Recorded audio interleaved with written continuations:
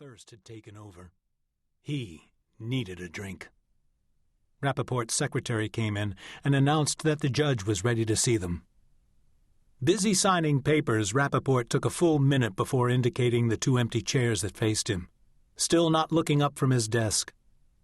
It was September, and the weather was warm, but the judge had on a three-piece suit with a gold chain looped through the vest and black judicial robes open over that. A few strands of gray hair had been carefully combed and plastered across a white scalp. He could have been a child in the tall chair. Rappaport read from the paper in front of him. Miniatello versus Weber Properties. When he finally looked up, his expression was a scowl. Where are your clients, counselors? Where's Mr. Miniatello? Where's Mr. Weber? The voice was nasal, aggrieved. Surely when he scheduled this meeting, my clerk reminded you of the standing order? Your clients must be present any time there is a settlement conference before a justice of the Supreme Court. Mr. Emmert, you have practiced here long enough to know that. I've consulted with my client on the point, Your Honor, and he has agreed to waive a personal appearance. This is not a requirement that can be waived, Counselor. I want your clients here. And you, Mr. Seeley, what about your client? Is he waiving too? He was detained, Your Honor, but he's on his way. Seeley had made a detour from his room at the University Club to his office on 6th Avenue in Midtown to collect a briefcase, and there had fallen into a long conversation with one of the mail boys about the Mets losing a doubleheader the day before. Leaving the building in a hired car, he forgot his promise to pick up Gary Miniatello at the sculptor's loft so they could review strategy for the settlement conference. Only when he was walking up the granite courthouse steps, already late for the meeting with Rappaport, did Seeley remember the promise. He made a rushed call for Miniatello to meet him in chambers. So we shall sit here and wait for Mr. Seeley's client. Seeley had dealt with difficult judges before, but he had the feeling that Rappaport was going to be a special challenge.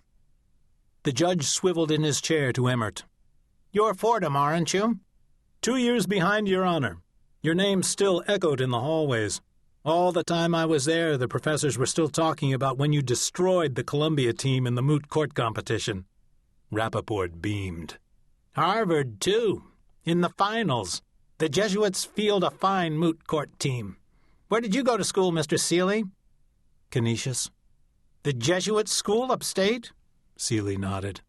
I didn't know they had a law school. They don't. I went to college there. I was asking where you went to law school, Rappaport said. Seeley knew that's what he had meant. Harvard. I thought so. An Ivy Leaguer. The judge paused to think if he could make something more of that, and instead made a show of studying his wristwatch and adjusting the cuff of his shirt. I have a heavy schedule today, counselors, and unlike you, I'm not paid by the hour, so why don't we get started? You can fill your client in when he arrives, Mr. Seeley. Mr. Emmert, I want you to brief your client, too. He searched through the papers on his desk. Correct me if I am in error, counselors, but as I understand it, what this little tempest is about is that your client, Mr. Seeley, sold one of his sculptures to Mr. Emmert's client, and now he wants to stop him from putting a coat of paint on it. Miniatello's sculpture consisted of a dozen or so rusted structural girders exploding through a brick wall in the lobby of a Park Avenue office building. The girders' extremities twisted and shredded as if from a violent explosion. The building, owned by Emmert's client, had been on the market for more than a year. A buyer had at last made an offer on the property, but insisted that the sculpture be cleaned up and painted. Miniatello objected. None of his works had ever been painted. To do so, he told anyone who would listen, would violate the integrity of his vision.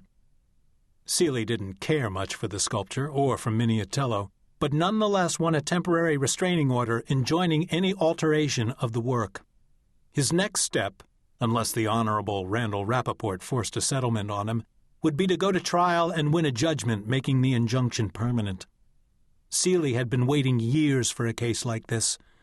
The opportunity to establish a foothold in New York law for the principle that artists have moral as well as economic rights, that no one, not even the owner of a work of art, can alter the work without the artist's consent.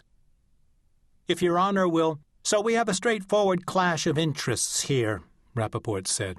His chair squeaked as it rocked in a steady rhythm. Your client's aesthetic wishes on the one side, Mr. Seeley, and on the other side the interest of Mr. Emmert's client in selling his property. What's not clear to me, Mr. Seeley, is how your client has been injured. I would be interested in hearing what precedents you think you may have on your side." If the judge had read Seeley's brief, he knew there were no direct precedents to support his position. But neither had there been direct precedent for any of the great decisions that had challenged and ultimately reversed the authority of existing law. For Seeley, that was the great beauty of American law. If you were persistent, prepared thoroughly, and had justice on your side, you could change the law. "Your Honor, federal law already—" "This is not federal court, Counselor. This is New York Supreme Court." Seeley's thick hair felt matted as he tried to massage away the throbbing at the back of his head. He was parched. Just speaking felt like fingernails clawing at his throat. The meeting was not going as he had planned it the night before. It's a fundamental principle of decency that you can't take away an artist's right to the integrity of his work. Emmert said, "What about my client? Maybe he's an artist too. Maybe he thinks this piece of junk looks better painted." "That's a foolish argument, and you know it." Seeley hadn't intended it, but his voice had risen. "Painting someone else's sculpture isn't art." Rappaport smiled. "You must forgive Mr. Emmert. He lacks the advantage of a Harvard education." Seeley tried to think of a smart remark that might turn this bond between Rappaport and Emmert in his favor, but realized he was lost. Still, the words flew out.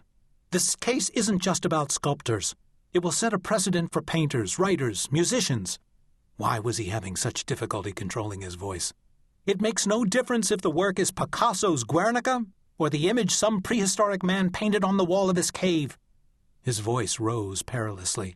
"A work of art, any work of art, touches something sacred in us. To violate it—" Words that had seemed so eloquent the previous night now tasted like paper in Seeley's mouth. He gagged on them and hated himself for believing them. "I don't know what they put up with in federal court, but I will not have voices raised in my chambers. Do you understand that, Counselor?" Rappaport's voice was level, his chair still. He waited for Seeley's acknowledgement before continuing. "Look, let's be practical about this. If ever there was a case that should settle, this is one. On your client's side, Mr. Seeley, there are some injured sensitivities. That is understandable. As you have already acknowledged, there is no precedent, but I'll grant that juries can be unpredictable. Also, the appellate process may fail to correct an error by the jury. So I expect," he turned to include Emmert, "Mr. Emmert might be prepared to offer a reasonable figure for settlement. Reasonable, but not exorbitant.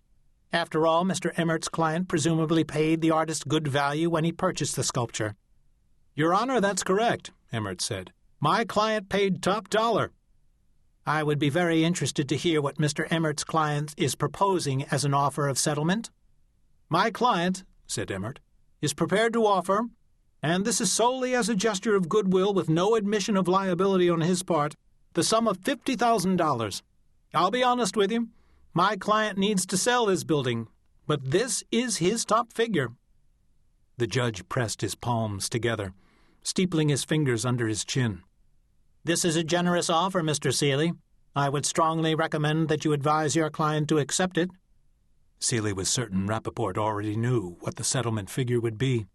The two sons of Fordham had talked. Seeley nodded at the chrome carafe on the side table. "Is that water in there?" "Help yourself," Rappaport said. Seeley was pouring water into a glass when the door in the back of the chambers opened and Gary Miniatello came in. For the first time that morning, the judge rose from the too-big chair.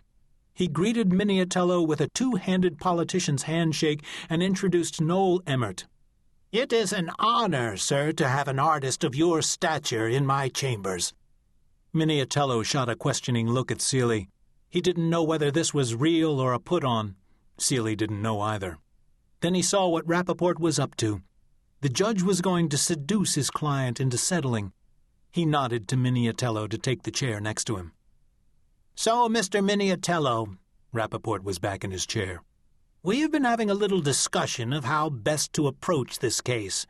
Mr. Emmert and I believe, and just now we were trying to persuade your lawyer, that the most appropriate resolution, strictly confidential, of course, this is all off the record, would be an honorarium of sorts, a proper recognition of your efforts and your reputation, that would at the same time preserve